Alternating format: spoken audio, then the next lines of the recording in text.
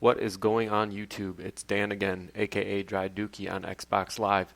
This is the first video in a series I'm calling Just Play With It, where I feature guns that you don't see that often on the battlefield, yet they are very effective when used with the right attachments for the right situation. The first gun I'm going to feature is the KH-2002, which is an assault class gun. The KH-2002 is unlocked with 17,000 co-op points. This gun is certainly worth the unlock, so are a lot of other weapons in the co-op mission, so I would encourage you to spend some of your time in that mode of the game because this is well worth it. Some of the key stats about the KH-2002: it's a burst fire weapon that maxes out at 800 RPM. One tip about reaching the full auto speed of this weapon is be careful not to spam the trigger too much because this gun can lock up on you. However, controlled pulls of the trigger will give you very accurate 3-round bursts. Magazine carries 30 rounds. It does have a slower empty magazine reload time of 3.65 seconds and reload time of 2.65 seconds with a bullet left in the chamber. It is a long-range weapon with the standard maximum damage of 25, with drop-off starting at 8 meters, ending at 50 meters, where it does a damage output of 18.4 meters. Now, I do agree that setting up this weapon for long-range maps and lines of sight does have its advantage. Put your favorite scope on it with a little magnification, a foregrip, and a heavy barrel, and it does do work. I left this part of the clip in here so you could actually see a building blow up in real time.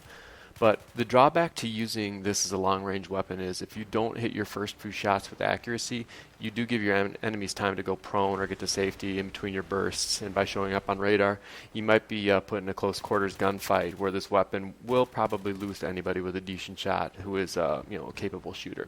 So I bet you're thinking, wait, wasn't this supposed to be a series about why this gun is good? And yes, it is.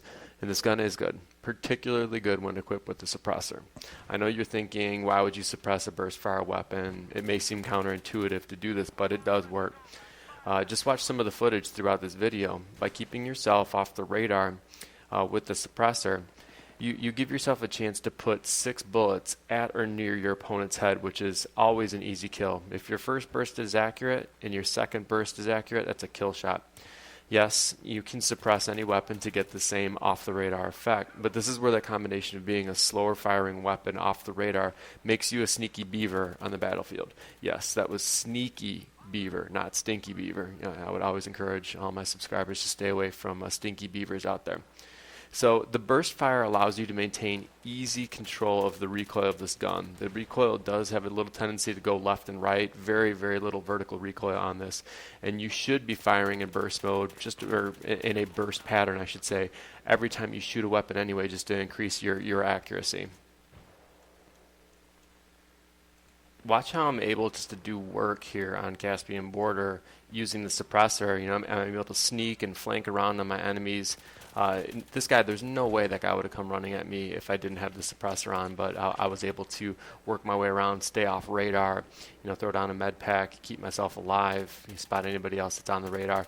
And then just look at the really nice controlled tight burst. You put a couple shots on this thing and you're going to be very accurate with it. So again, there's an example of the reload time.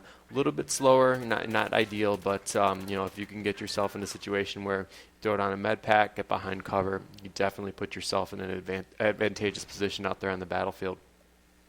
It's hard to find the exact scope that you might like with this one. I tinkered with the holographic, the first one, and then the second one.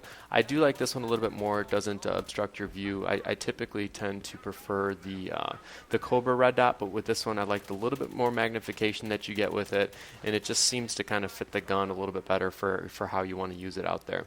But again, nice controlled bursts. I would definitely arm this with a sidearm that has a little bit of quick speed to it, like G18 or a 93R, something like that. That way, if you do get yourself in a close quarter, you can just switch to your sidearm and not be put at a disadvantage with somebody who's got a full auto rifle at their disposal. But guys, definitely check this gun out. It's worth it. It's very accurate. I've definitely found myself doing very well with it in team deathmatch situations. You want to stay off the radar, and the goal in team deathmatch is to die less and kill more. So putting the suppressor on there, your med kit in the assault class, you're definitely a huge contributor to your team. I would also try this on good maps with long lines of sight. like like some of the Strike at Karkin maps definitely are good for this one. I've definitely had some good success with it on Caspian Border, maps like that. So, just play with it, guys. I promise you're going to like it. It takes a little bit of getting used to, but once you do, you'll find yourself being a very accurate, long-range machine out there. I've always liked burst fire weapons in games. I love the G11 and the M16 in Black Ops. I really like the AN-94 in Bad Company 2. So this, to me, so far is the best burst weapon that I've used in it. And in the right situation, you can definitely be a huge contributor to your team out there on the battlefield. So I hope you guys enjoyed the series. You have any comments, let me know. You want to shoot me a message, feel free to do that. So enjoy the video, guys, and I hope you like the series. Thanks.